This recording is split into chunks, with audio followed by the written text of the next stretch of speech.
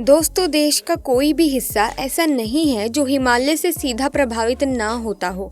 अगर दक्षिण भारत और समुद्र तटीय राज्यों को भी देखें तो वो भी किसी न किसी रूप से हिमालय से जुड़े हैं। हिमालयी नदियां ही समुद्र को सींचती हैं और समुद्र में उठने वाला मानसून हिमालय से ही प्रभावित होता है।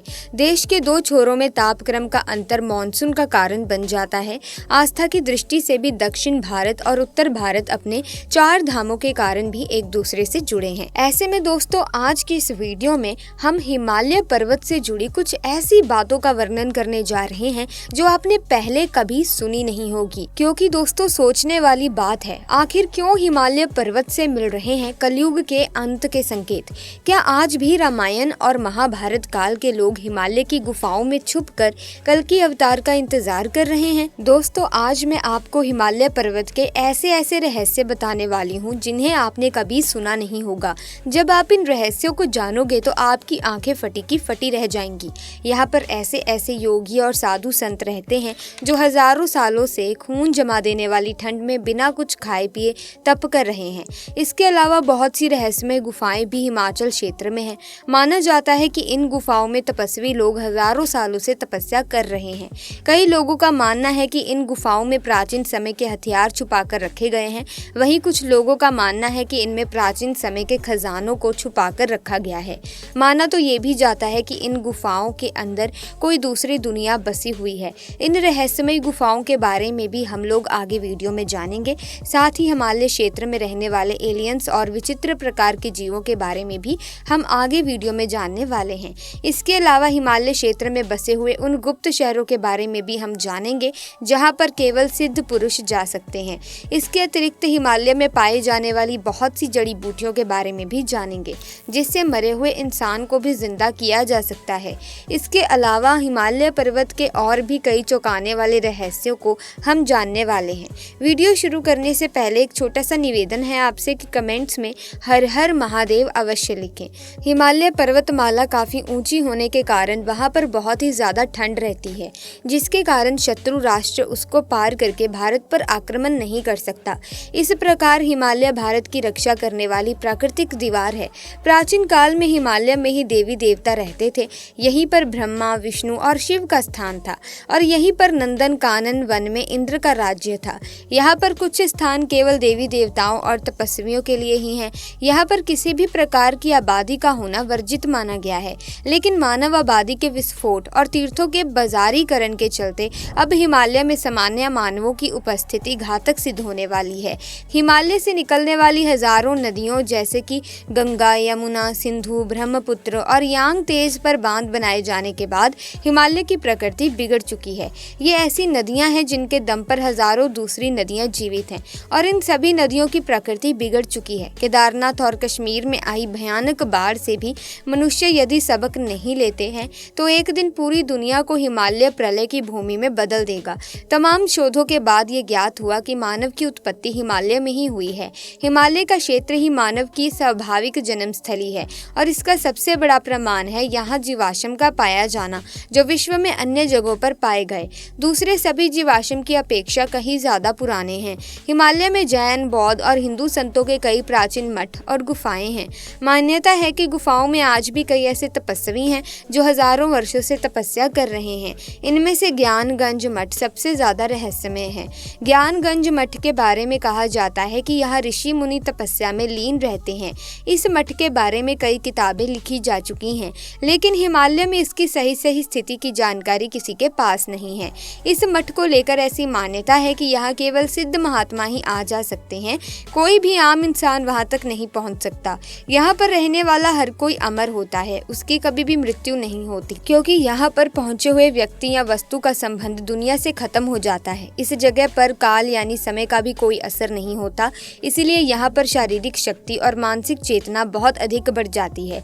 कई लोगों ने यहाँ पहुँचने का दावा किया है, लेकिन यहाँ का सही रास्ता किसी को भी नहीं दिखता। इस जगह का संबंध किसी दूसरे लोक से माना जाता है। इस सिद्ध आश्रम का जिक्र रामायण, महाभारत और वेदों में भी वर्णित है। अंग्रेज लेखक जेम्स हिल्टन ने अपने उपन्यास द लास्ट हॉरिजन में इस जगह का जिक्र किया है। चीन की सेना ने आधुनिक उपकरणों से इस जगह को ढूंढने का काफी प्रयास किया, लेकिन सफलता उनके हाथ नहीं लगी। हिमालय में स्थित पांडव गुफा गुफा भी अपने आप में कई रहस्य समेटे हुए हैं। ये सबसे लंबी, पुरानी और रहस्यमयी गुफा है। भगवान शिव ही नहीं बल्कि पांडवों ने भी यहाँ पर तपस्या की थी। यह गुफा हिमाचल के सोलन जिले के करोल पहाड़ पर स्थित है। पांडव गुफा के नाम से विख्यात ये गुफा कितनी बड़ी है, इसका आज तक कोई पता नहीं लगा पाया। कहते हैं कि गुफा के अंदर कई अजीबोगरीब चीजें हैं जिन्हें देखने के बाद किसी की भी अंदर जाने की हिम्मत नहीं होती। मान्यता है कि इस गुफा में भगवान शिव और उनका परिवार रहता था। गुफा के अंदर कई शिवलिंग भी बने हुए हैं। ऐसे में ये गुफा भगवान शिव से जुड़े हुए अनेक रहस्यों को समेटे हुए हैं। ऐसा माना जाता है कि अज्ञातवास के दौरान पांडवों ने भी यहाँ तपस्या की थी। गुफा के अंदर थोड़ी दूरी पर एक विशाल झील बनी हुई है। कहते हैं कि 2 साधु इस गुफा का रहस्य जानने के लिए अंदर गए थे, लेकिन वो कभी वापस ही नहीं लौटे। ये गुफा कितनी बड़ी है इसका पता आज तक नहीं चल पाया है, लेकिन अनुमान है कि ये करीब 25 से 30 किलोमीटर लंबी हो सकती है। कुछ लोग गुफा के करीब 1 किलोमीटर अंदर तक गए हैं। अंदर जाते ही ये गुफा काफी चौड़ी हो जाती है। इस दौरान शिवलिंग, शेषनाग जैसी आकृतियां गुफा के अंदर देखने को मिलती हैं। वैज्ञानिकों की टीम भी इस गुफा का मुआयना कर चुकी है। टीम ने अंदेश जताया था कि इस गुफा के अंदर बड़ी झील हो सकती है। ऐसी ही दूसरी गुफा शिव कौड़ी गुफा है। इस गुफा में कई ऐसे रहस्य हैं जिनका जवाब विज्ञान के पास भी नहीं है। ऐसा माना जाता है कि इस गुफा को स्वयं भगवान शिव ने बनाया था। इस गुफा के अंदर आपको विभिन्न प्रजाति के कबूतर देखने को मिलेंगे, लेकिन इसके बाहर इस इलाके में आपको एक भी कबूतर नहीं मिलेगा। यहाँ के स्थानीय निवासी कहते हैं कि इतनी ऊंचाई पर कबूतरों का पाया जाना वास्तव में हैरानी वाली बात है। ये कबूतर कहाँ से आते हैं और कैसे इसके अंदर रहते हैं, इसका जवाब किसी के पास नहीं है। एक कथा अनुसार भस्मासुर ने भगवान शिव से वरदान लिया था कि वो जिस पर भी हाथ रखेगा वो चीज जलकर भस्म हो जाएगी। तब भस्मासुर ने शिवजी को ही भस्म करने की कोशिश की थी। दोनों में भयंकर युद्ध हुआ था। तब शिव इस गुफा में आ गए। भगवान विष्णु ने मोहिनी रूप धारण कर भस्मासुर को मोहित करके उसके ही सर पर हाथ रखवा दिया और वो स्वयं ही भस्म हो गया। ये गुफा अद्भुत रहस्यों से भरी पड़ी है। यहाँ पर बिना किसी बारिश और अन्य किसी स्तोत्र के भी छत से पानी टपकता रहता है। भले ही बाहर कितना भी सूखा हो, इसके अंदर पानी टपकता ही रहता है। आइए अब जानते हैं कि महाभारत काल और रामायण काल के कौन कौन से लोग हिमालय की गुफाओं में छुपकर हजारों साल से आज भी तप कर रहे हैं और कल्कि अवतार का इंतजार कर रहे हैं। दोस्तों, नंबर 1 पर है अत्रि।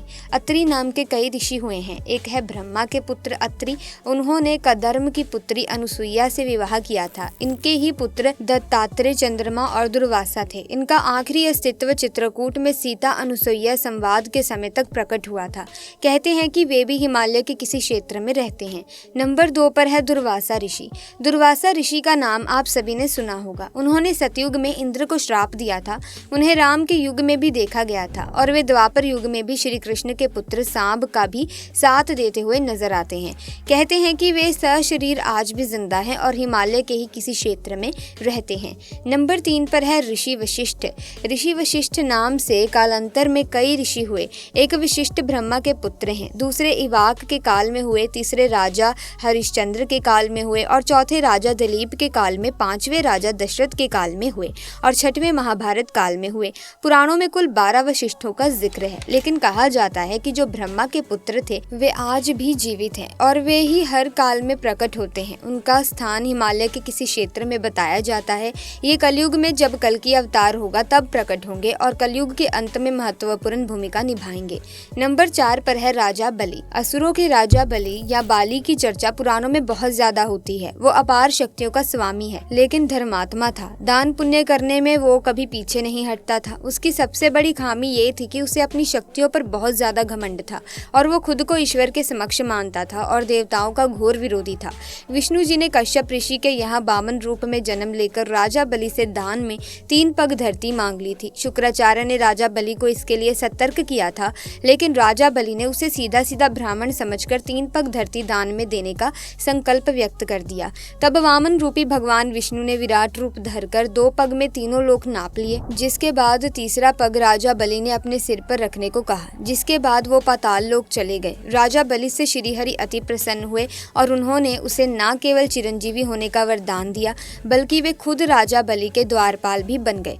कहते हैं कि राजा बलि आज भी जिंदा है और वो हिमालय की किसी गुफा या जंगल में रहते हैं और कलयुग के अंतिम समय में एक बार फिर से वे दुनिया के सामने आने वाले हैं।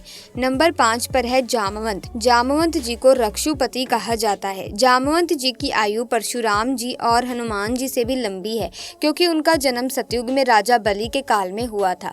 परशुराम से बड़े हैं जामवंत और जामवंत से बड़े हैं राजा बलि। जामवंत सतयुग और त्रेता युग में भी थे और द्वापर में भी उनके होने का वर्णन मिलता है।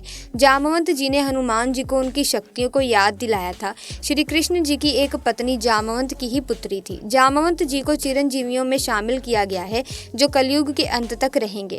कहते हैं कि हिमालय की किसी गुफा में आज भी रहते हैं जामवंत जी। संभवतः वो जगह किम पुरुष नामक स्थान है। नंबर 6 पर है परशुराम भगवान। दोस्तों, भगवान विष्णु के छठे अवतार परशुराम कली काल के अंत तक साशरीर रहेंगे। परशुराम सतयुग में थे जब उन्होंने अपने बर्शे से श्री गणेश जी का एक दांत तोड़ दिया था। त्रेता युग में भगवान राम द्वारा शिव जी का धनुष तोड़े जाने के समय वे आए थे और उन्होंने राम को आशीर्वाद दिया था। इसके बाद द्वापर युग में उन्होंने श्री कृष्ण को चक्र प्रदान किया था। कुछ लोग कहते हैं कि भगवान श्री हरि विष्णु जी के कलयुग में होने वाले कल की अवतार को भगवान परशुराम जी द्वारा ही वेद वेदांग की शिक्षा प्रदान की जाएगी। वे कल्कि को भगवान शिव की तपस्या करके उन्हें दिव्यास्त्र प्राप्त करने के लिए कहेंगे। भगवान परशुराम जी हनुमान जी और विभीषण जी की भांति चिरंजीवी हैं तथा महेंद्र पर्वत पर निवास करते हैं। नंबर 7 पर है मार्कंडेय ऋषि। भगवान शिव के परम भक्त ऋषि मार्कंडेय ने कठोर तपस्या से भगवान शिव को प्रसन्न कर लिया था। कहा जाता है कि उन्होंने महामृत्युंजय जाप को सिद्ध करके मृत्यु पर विजय प्राप्त कर ली थी और वो हमेशा के लिए अजर अमर हो गए। ऐसा कहा जाता है कि वे हिमालय की किसी गुफा में रहते हैं और इस गुफा के अंदर कोई नहीं जा सकता। नंबर 8 पर है हनुमान जी। हनुमान जी को एक कल्प तक धरती पर रहने का वरदान मिला है। अर्थात कली काल के अंत के बाद श्रीमद् भागवत पुराण के अनुसार हनुमान जी कलयुग को गंधमादन पर्वत पर निवास करते हैं।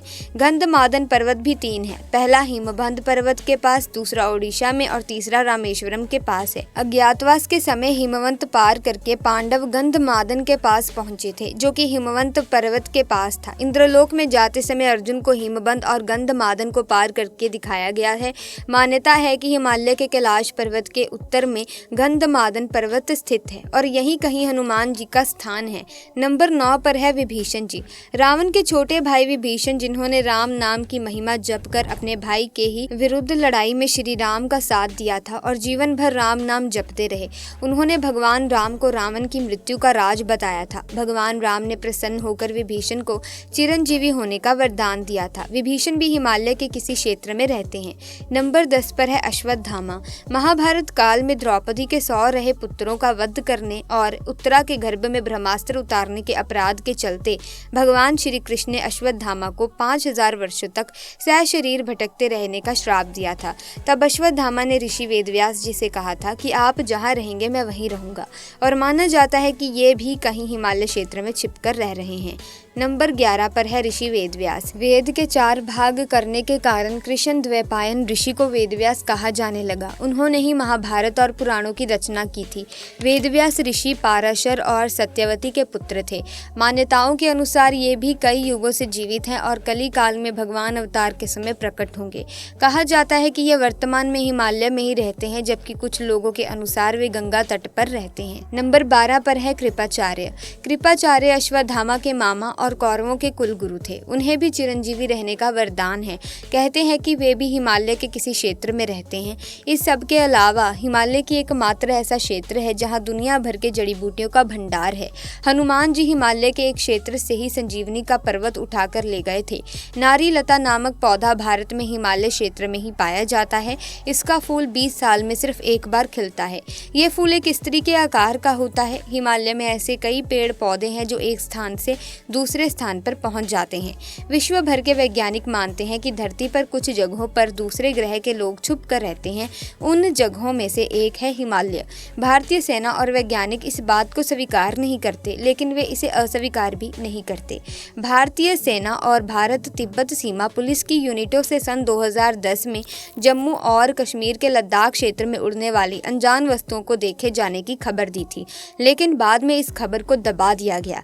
30 अक्टूबर 2011 को सुबह 4:15 पर रात की ड्यूटी कर रहे भारतीय सेना के एक जवान ने गोलाकार वाला उज्जवल चमकती रोशनी से जगमगाता एक अंतरिक्ष यान सीमा रेखा के नजदीक एक सीमांत बस्ती में उतरते देखा, जिसमें से उस जवान को करीब 3 फुट ऊंचे जीव, जिनमें प्रत्येक के 6 पैर और 4 आंखें थी, उतरते हुए दिखाई दिए और अचानक से गायब हो गए। आश्चर्य की बात तो ये थी कि जो प्रकाश पुंज आंखों से देखे जा सकते हैं वे रडार की जद में नहीं आ सके। इससे ये साबित होता है कि इन पुंजों में धातु नहीं है। स्पेक्ट्रम एनालाइजर भी इससे निकलने वाली किसी भी तरंग को नहीं पकड़ सका। भारतीय सेना के पूर्व प्रमुख air chief marshal PV Naik कहते हैं कि हम इस घटना को नजरअंदाज नहीं कर सकते, हमें पता लगाना होगा कि उन्होंने कौन सी नई तकनीक अपनाई है। इसी के साथ प्यारे दोस्तों, हिमालय में कई ऐसे स्थान हैं जो रहस्यों से भरे हुए हैं। इन रहस्यों के बारे में अभी तक वैज्ञानिक भी नहीं पता लगा पाए। इन स्थानों पर वैज्ञानिक गए भी हैं लेकिन उन्हें कोई सफलता नहीं मिली। इसीलिए अब हम हिमालय की उन रहस्यमयी जगहों के बारे में बात करेंगे। गुरु डोंगमार झील। हिमालय में स्थित ये झील रहस्यमयी मानी जाती है। गुरु पद्म संभव से इस झील का संबंध है। बताया जाता है कि स्थानीय लोगों के आग्रह पर गुरु पद्म संभव ने झील के एक भाग पर अपना हाथ रखा, जिसके बाद बेहद ठंड के दिनों में भी झील का ये स्थान जमता नहीं है। सबसे हैरानी वाली बात यह है कि इस स्थान को छोड़कर पूरी झील जम जाती है। सदियों से ये झील भी लोगों के लिए पानी का स्रोत है। माना जाता है कि गुरु पद्म संभव तांत्रिक थे, इसकी वजह से झील को रहस्यमयी माना जाता है। इसी के साथ कोंगका ला दर्रा। लद्दाख में स्थित कोंगला ला दर्रा पर जाना बेहद कठिन है। ये स्थान बर्फ से ढकी हुई है। साल 1962 में भारत और चीन के बीच युद्ध के बाद सहमति बनी थी, दोनों देशों के सैनिक इस स्थान पर मार्च नहीं करेंगे। तब से ही ये स्थान वीरान है। स्थानीय लोगों के मुताबिक कोंगका ला दर्रा पर कुछ सिद्ध पुरुष जाते हैं। इस स्थान पर UFO उन्हें दिखाई देता है। अगर आप UFO को देखना चाहते हैं तो इस स्थान पर देख सकते हैं। बताया जाता है कि इस स्थान पर हर महीने एलियन आते हैं। लोगों के स्थान पर कम आने जाने की वजह से UFO में सवार होकर एलियन आते हैं। आज तक कोई भी UFO के रहस्य को सुलझा नहीं पाया है। ज्ञानगंज। दोस्तों, ज्ञानगंज वर्तमान में तिब्बत में कैलाश पर्वत और मानसरोवर झील के पास स्थित है। धार्मिक मान्यता के मुताबिक यहाँ पर एक आश्रम स्थित है। इस आश्रम का निर्माण भगवान विश्वकर्मा ने किया है। इस स्थान पर भगवान राम, श्री कृष्ण, बुद्ध आदि अभिशरीर रूप में स्थित हैं। इसके अलावा आश्रम में महर्षि वशिष्ठ, विश्वामित्र, महायोगी, गोरखनाथ, श्रीमंद शंकराचार्य, भीष्म, कृपाचार्य भौतिक रूप में देखा जा सकता है। यहाँ पर सैकड़ों ऋषियों को हजारों सालों से ध्यान करते हुए देखा जा सकता है। स्वामी विशुद्धानंद परमहंस ने सबसे पहले लोगों को इस जगह के बारे में जानकारी दी थी। सो दोस्तों, आज की इस वीडियो में बस इतना ही। मुझे पूरी उम्मीद है कि आज की ये वीडियो आपके लिए बहुत ही ज़्यादा इन्फॉर्मेटिव रही होगी, बहुत ही ज़्यादा आपके लिए इंटरेस्टिंग रही होगी। क्या आपको हिमालय पर्वत के बारे में इतने सारे फैक्ट्स के बारे में पहले पता था या नहीं? हमें कमेंट्स में ज़रूर बताएं। इसी के साथ आगे आप किस टॉपिक पर वीडियो देखना चाहते हैं कमेंट्स में हमें ज़रूर बताना। टॉपिक का नाम ज़रूर लिख देना ताकि अगली वीडियो हम उस टॉपिक पर लेकर आएँ। साथ ही अगर आपको ये वीडियो वाकई में इंटरेस्टिंग लगी है तो आप इस वीडियो को लाइक करें, शेयर करें, चैनल को सब्सक्राइब करके बेल आइकन को प्रेस कीजिए ताकि तमाम नए वीडियोस की अपडेट आपको समय समय पर मिलती रहे। जल्दी मुलाकात होगी आपसे, तब तक के लिए थैंक्स फॉर वॉचिंग।